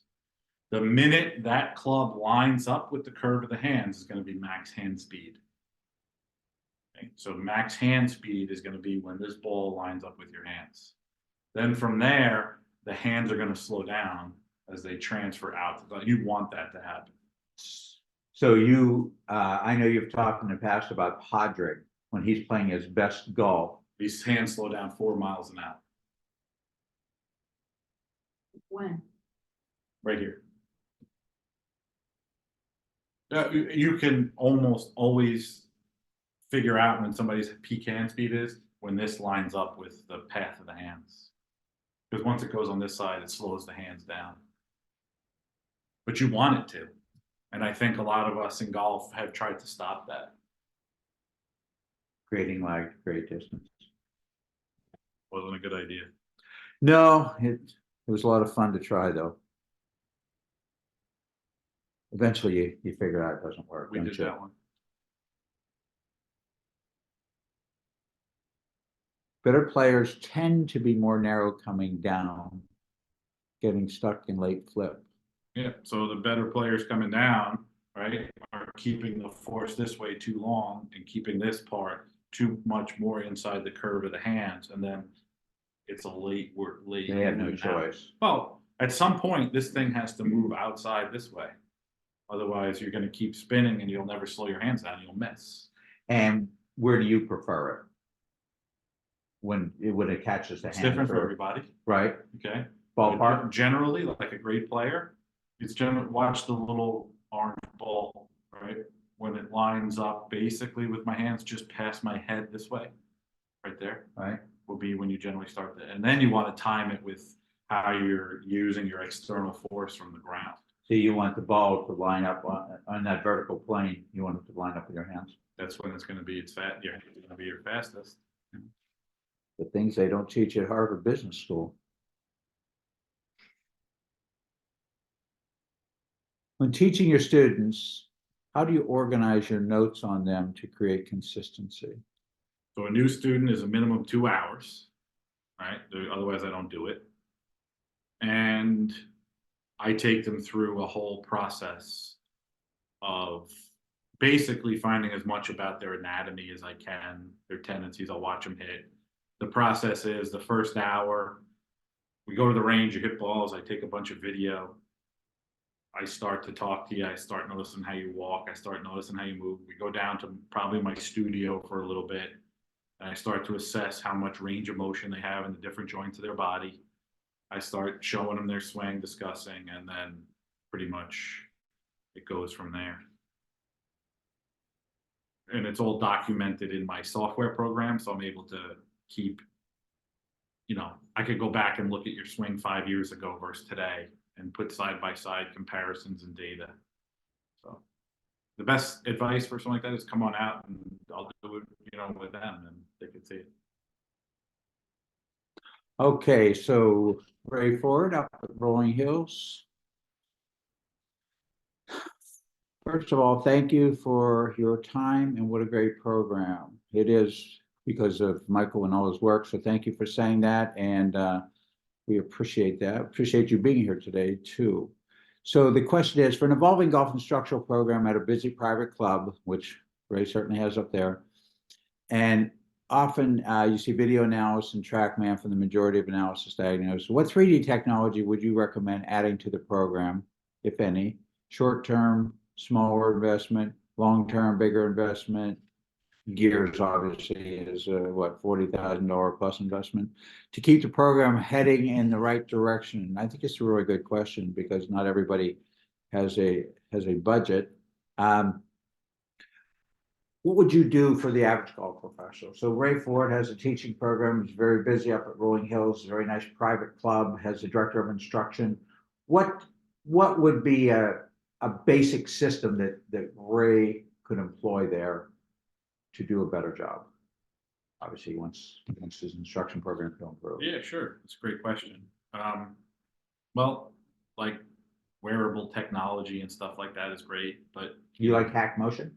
I don't use any of those things. No. Okay. We use very little training aids or anything, but I mean, force platforms are helpful. I think you have to know the frame rate at which you're working with, or you can make some big mistakes. Like, for example, a body track mat is either 30 or 60 frames a second, right? And your iPad camera is 240. The SAM Balance Lab is 100 frames a second. The new dual smart to move thing that is portable and go anywhere is 240 frames a second. But a real force plate's 1,000. Okay, so the $13,000 smart to move one, which I have one, is 1/5 off in timing. It could be anywhere. So you could be here in the swing, but really at impact, it's off 1/4 of a second, and the downswing's 1/4 of a second. So the data's not matching for a swing. No, but the only good news about that thing is the frame rate of the iPad is 240, So right? your frame rates are matching up. Your frame rates are matching up. So I think when a question like this comes, any technology that is real solid is going to be north of $15,000, just the way it is, you know?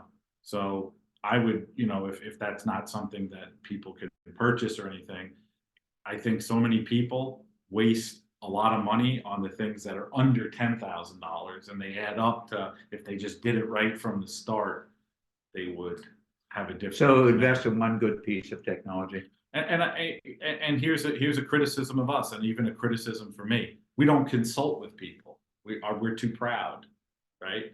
I don't do club fitting here. I outsource it all. I'm not equipped to Do it sit properly. there, study it, and act like I'm an expert in it. So I send people other places. Like, for example, it's not out of the question that, I mean, there's a bunch of biomechanics labs all around. You know, it's not a terrible thing to find one, make a deal with it, and then students who do a whole program with you or take a lot of lessons, send them to the lab and get a full report and sit down and go over with it. You don't have to have it all yourself. You can definitely Farm outsource some of it out, You can, yeah, outsource it. like I don't do anything with putting, right? I don't do anything with putting. I don't have time to put into putting like I did. I mean, obviously it's some of the same biomechanical principles, and we'll look at it eventually, but I'll send someone else to go get fit for a putter. So I think don't be afraid to specialize, outsource, but I haven't found anything under $10,000 that is of use long term. It ends up just sitting there, to be honest with you. Okay, so this is an interesting question from Colin about resources for learning more about anatomy. Now, Colin. this is we call this dissection. I would learn a thing a day, like I said, Yeah. you know. But so just if you wanted to study more anatomy and get, you know, like if you wanted to get a little better at anatomy, there's a lot of bad things you could find. Like, for example, if you just look in like YouTube.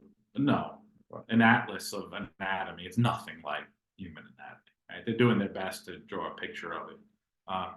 The best thing to do is find gurus who you think would lead you down certain roads. I think just doing a global look at different, I mean, I spent a long time looking at different anatomy things, but I would just try to find a anatomy system or something that you can relate to. And it's all reductionist stuff. It's all, here's the human form, and if you're going to study it, you can go down a rabbit hole of all different terms in this. But real good, solid functional movement, there's a couple of different sources that seem to be the best. So I would look for gurus. Cody wants to know how to book a lesson. Contact you through email. Yeah, that's fine. Be prepared to buy Starbucks on the way out. Yeah. Yeah. Yeah. So these, obviously, you And you know know, what we do here, and so you have a Facebook site? yeah, we have all that stuff. But aside from that, if somebody's here and they have a really good student or something, one of the things that I do a lot and I don't step on anyone's toes when they're here. Like I have a lot of teachers who bring their student with them, All right, and you're more than welcome to bring. I don't try to take your students or anything. I like Bernie Najar was just here with Ryan McCormick, and when we worked with Ryan McCormick, I mean, I'm including Bernie in the discussion. I'm not trying to, you know. you're take busy him- enough, Yeah, so as busy as you want to be. I think that we all could do a better job of consulting with experts in certain fields to help us and help our students. You're not gonna lose a student, or I think they would appreciate it more. And I think they, Like, Yeah. for example, if anybody wants to come do a whole biomechanical analysis, most of their private club members come, like that's most of my students, but they can come with them. It's, you know. right, right. And then you do have, I want you to speak because a number of people that I know from around the country have been involved with your ambassadors program. Yes, we have 51. You have 51 around the world, Yeah. right? Now, how does your ambassadors program work? It's a day program where, you know, people study all of the information and all that Right. as best they can. And then it's a day program where we go through everything. People feel like they're at a certain level where they could do a whole day. A lot of times 2 coaches will share it. Right, And then it's all based on the club, a little bit of body, but it's mostly the club program at the moment. right, And then we have an ambassador network where we do all things together. all right. And then ambassadors who have their own motion capture system Mhm. send us the data and we analyze it for them. That's what it's really. Right. All right. So you do a lot of teaching of the teacher, so to speak. Yeah. You know, and the thing that I found in interacting with you for the period of time that we have is, you're very good about sharing what you know, and you're very There's good. just so much of it. It's bottomless. I know, and that's I the mean, fun part. we talked about literally 0.05%. No, I mean, we're halfway through my outline and we've already gone through 2 hours, right? And so the thing that all of my interactions with you is like the more I learn about it, the more I realize what I don't know, Well, that's good. right? No, that's We what should all I, be doing something different than we were 5 years ago. or 3 months ago, right? It's a continual process. And I think that's one of the great things about the education program is, not just from instruction, but from club operations. And what Nick tries to do is not all of our topics are earth shattering, and they're not meant to be, but it's to make us better golf professionals, right? It's a very competitive market in our world of golf professionals. Every year, unfortunately, we lose some professionals at the good clubs. Some of it's more personality driven than anything else. But the more you educate yourself, the more competent you are, the better you're going to be for your staff, the better you're going to be for your students. And that's one of the reasons I wanted to be out here today. And we can look at putting some things together going forward. We can create our own, if you would, Net Sections Ambassadors program and present it to you to see if we can get some groups going on a basis. Would you be open to something like that? Yeah, People that want to learn? Absolutely. Yeah. Just go to the Hamptons, make a right, and you'll be here at Manorville. So I'd like to thank everybody. We were over 100 people attending today, which is great for us. We appreciate all that feedback. We might have one more question here. Unfortunately, we're inside running to group the is end of our awake. time. Yes, the inside group is there, well, Chase wants to know if he can get a recording of the seminar. Chase, it's a capitalist society. How much money do you have? Yes, we're going to get you a copy of the seminar. That's one of the things I wanted, because when I'm sitting here doing the seminar, I'm going back and forth. And so, I wanted a copy to go back over the seminar so that I can figure out some of the things that Michael's talking about. So yes, we will have, there is a recording, and I will work with Caitlin, and we will, I don't see why we can't, I'm talking about something I'm not sure of, but I don't see why we can't send it out to everybody who registered for the seminar. So I will look into that and see if we can't do that. Yeah, John, 100%. Okay, so Caitlin gives the okay. And was that $100 a person, Caitlin? Is that correct? I think it was like 500. 500. Caitlin's going on vacation. All right. And a big thank you to Caitlin, who works at the section office, and who all of you probably know. And if you don't, you should. Caitlin puts all this together behind the scenes. She takes none of the credit. We do that. She makes sure that the Zoom works. She makes sure that you all get into the room. She makes sure that all of our scheduled things get published. So thank you very much, Caitlin. And you just invoice everybody $500 and I'm sure they'll pay it readily. So see you with the next seminar. Thank you for attending and best wishes. If you go into the show next week, don't spend too much money. Good day. Thank you We just told them to spend more.